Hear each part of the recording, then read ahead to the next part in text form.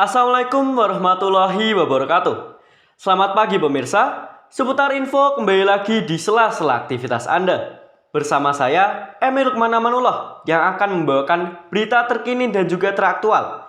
Hari Rabu 7 Februari 2024. Pemirsa, menjaga lingkungan merupakan tanggung jawab kita bersama. Program urban farming bisa menjadi solusi dari hal tersebut. Pemerintah Kota Semarang terus mengajarkan urban farming, yang dimana ini diharapkan dapat menjadi budaya kita bersama. Bahkan, urban farming pun telah menyasar ke sekolah-sekolah untuk menanamkan kegemaran dalam berkebun sejak usia remaja. Saat ini, rekan kami sudah berada di lokasi urban farming SMP Negeri 12 Semarang. Kepada saudara Galan, kami persilahkan. Ya, kali ini saya akan mewawancarai salah satu murid yang sedang melaksanakan urban farming. Permisi Mas. Iya Mas. Izin bertanya-tanya ya Mas. Iya Mas. Yang pertama, apa yang Anda tanam pada hari ini? Saya menanam bibit pakcoy. Untuk cara dan langkah-langkahnya untuk menanam bibit pakcoy ini gimana sih Mas? Siapkan media tanam dan tempat untuk menaruh media tanahnya. Lalu siapkan bibit pakcoynya. Lalu masukkan media tanah ke pot yang terbuat dari plastik. Lalu masukkan bibit pakcoy secukupnya. Lalu siram dengan air. Seperti itu Mas. Ya, Mas. Lalu keunggulan apa sih yang ada di bibit pakcoy ini? Mudah dibudidayakan, lalu mencegah peradangan, lalu menjaga kesehatan mata. Baik Mas, itu saja ya Mas. Baik, cukup untuk yang saya wawancarai kali ini. Terima kasih.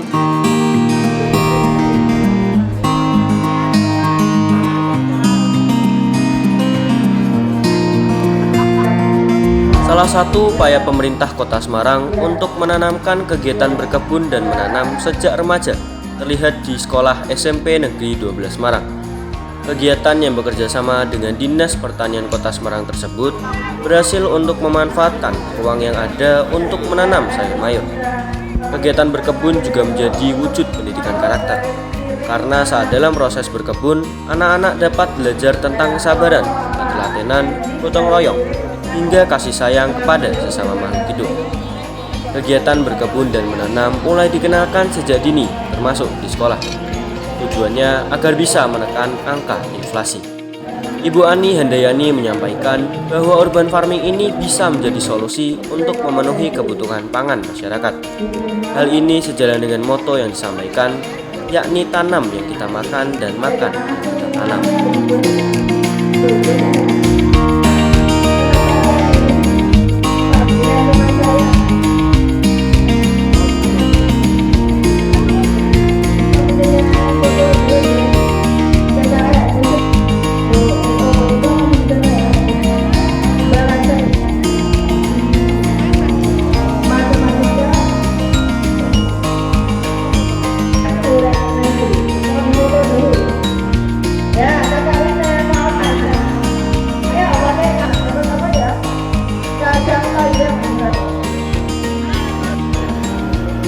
Baik Emir, saya sudah di lokasi yaitu SMP 12 Semarang yang sedang mengadakan urban farming.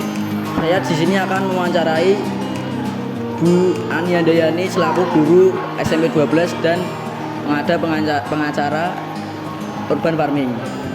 Baik Bu Ani, bisa minta waktunya sebentar? Ya, silakan. Saya ingin bertanya mengenai urban farming, boleh Bu? Ya, silakan. Apa sih Bu pengertian dari urban farming? Urban farming ini merupakan salah satu sistem bercocok tanam di daerah yang padat penduduknya. Artinya di mana kita memanfaatkan lahan pekarangan yang ada untuk bercocok tanam. Jadi seperti memudahkan gitu ya Bu? Ya, tujuannya salah satunya adalah untuk memudahkan, dan urban farming ini ada semboyan ya. Kalau di Kota Semarang program dari Dinas Pertanian dan juga dicanangkan oleh Ibu Wali Kota kita tanam yang kita makan, makan yang kita tanam. Jadi itu salah satu manfaat dari kegiatan urban farming. Oh iya Bu. Untuk pembentuk awal urban farming ini apa ya Bu? Oh, maksudnya pembentuk apa? Ya apa ya? Kok Kegiatan mau di dibuat sekolah? ya? Oh, ya. Kegiatan urban farming di sekolah ini dilaksanakan dari anjuran Wali Kota Semarang, Ibu Ita. Dimulai dari 2 tahun yang lalu sudah ada lomba urban farming di tingkat SMP. Jadi urban farming ini tidak hanya di sekolah-sekolah, tetapi juga di UPTD, kemudian di kelompok PKK dan lain sebagainya. Banyak, nanti bisa dicari lagi informasinya. Tetapi ini merambah ke sekolah-sekolah supaya anak-anak ini punya pembiasaan bagaimana memanfaatkan pekarangan yang ada untuk bisa dijadikan sesuatu yang produktif. Baik Bu, mungkin cukup itu saja Bu pertanyaan dari saya. Terima kasih Bu Ani. Ya, sama-sama. Ya. Ya. Ya teman-teman, itu pertanyaan dari saya dan jawaban dari Bu Ani. Terima kasih.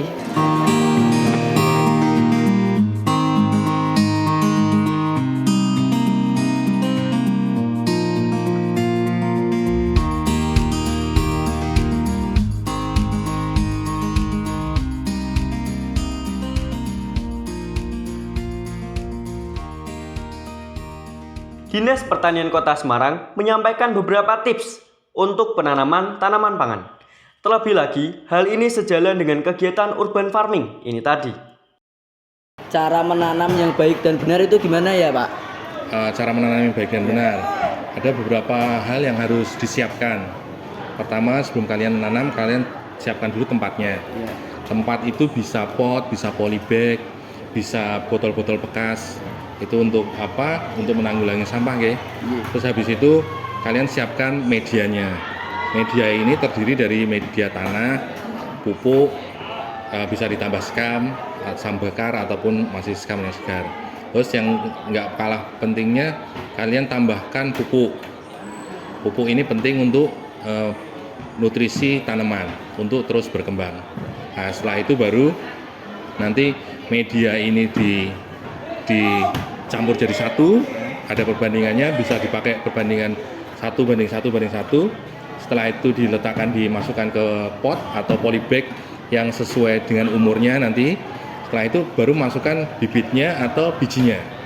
Atau bibit itu tanamannya, atau benihnya itu biji. Nanti baru kamu bisa masukkan biji-bijinya kalau polybag biji ya polybagnya kecil dulu gitu. Nanti setelah itu baru dipindah tanam. Seperti itu kira-kira. Kalau kategori pupuk yang bagus itu gimana ya Bu? Pupuk yang bagus itu kategorinya melihat kondisi tanaman. Ibaratnya gini, kalau misalnya mau pakai pupuk organik, itu ada ciri-ciri sendiri nih pupuk organik seperti apa yang bagus. Misalnya kayak teksturnya, terus kandungannya. Nah, kebanyakan kalau pupuk organik itu banyak mengandung unsur N atau nitrogen. Nah, itu bagus untuk masa pertumbuhan atau untuk tanaman-tanaman yang sayuran daun. Nah, itu untuk N. Tetapi kalau tanaman sudah berkembang ke masa selanjutnya, misalnya berbunga, itu butuh unsur yang lain, yaitu P dan K.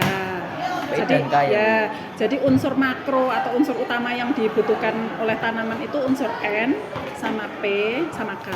Itu N, P sama K ya? Ya, itu yang utama. Itu sih.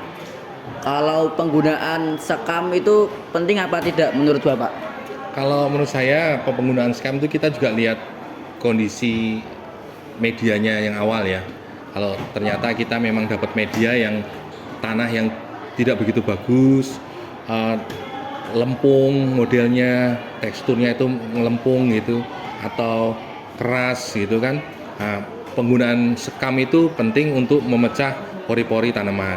Jadi agar akar itu bisa berkembang lebih bagus di dalamnya. Jadi kalau tanah media yang tidak yang bantet, yang keras itu memang akan menghalangi air untuk masuk. Kalau airnya nggak bisa masuk, tanaman tidak bisa berkembang. Tanaman akarnya tidak bisa berkembang juga. Akhirnya penyerapan nutrisinya kan tidak bagus. Tapi kalau tanahnya poros, akar bisa menembus dengan baik, diharapkan kan nutrisinya bisa terserap dengan lebih maksimal gitu. Kalau menurut Ibu sendiri, sekam itu penting apa tidak, Bu? Sekam itu yaitu antara penting kalau nggak penting ya, tapi prinsipnya sekam itu untuk membantu membuat atau menghasilkan rongga pada tanah, kayak menghasilkan tanah itu porus. Nah, jadi kalau disiram, porus itu tandanya kalau disiram airnya langsung ke bawah, tidak ngecembeng. Nah, jadi sekam itu hanya untuk membantu pembentukan tekstur tanah. Jadi pilihan selain sekam banyak. Bisa misalnya mungkin kokopit atau mungkin tadi tanah yang banyak mengandung humus itu juga udah nggak perlu pakai sekam, hanya untuk membantu tekstur aja sekam. Jadi bisa dipakai bisa enggak gitu. Baik Pak, Bu, mungkin pertanyaan saya cuma itu saja ya. Terima kasih Bapak, Siap, Ibu. sukses ya. Ya. Sekian dari saya teman-teman, terima kasih. Baik pemirsa, sekian berita yang dapat saya sampaikan hari ini. Saya, Emil Lukman Amanullah, pembawa acara Seputar Info, mengucapkan terima kasih dan sampai jumpa pada waktu dan acara-acara esok hari. Sekian dari saya. Wassalamualaikum warahmatullahi wabarakatuh.